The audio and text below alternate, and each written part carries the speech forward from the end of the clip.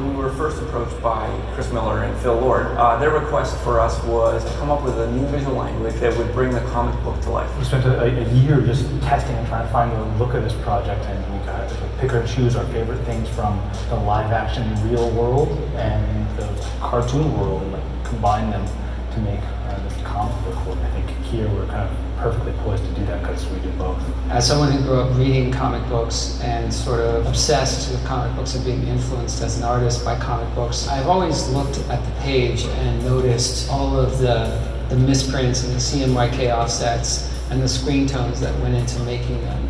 It's the printing process that I was always very aware of, and I thought that would be a really interesting way to make 3D look different. To just take that two-dimensional printing process and apply it to a three-dimensional world. We actually ended up looking for every little error that occurred on the show that looked interesting. We ended up looking at it and going, is that something that we could use? Is that something that is cool?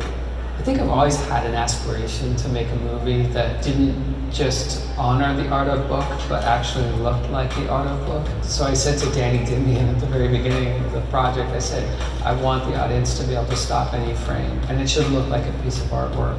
I don't think you should have to look at the art of book and say, oh, they kind of did it. I wanted them to be able to compare the artwork we did to the frames and see as close a match as we could. Looking at the art that we wanted to be inspired by, most of that imagery is more about the lines and the form and the color.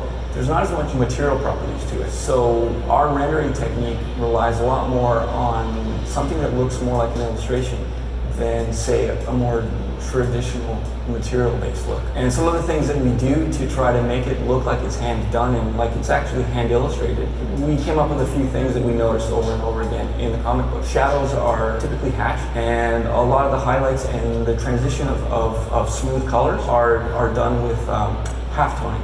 So we typically try to avoid smooth color transitions and use a half-toning or a printing technique through our rendering and our compositing to actually pull that off.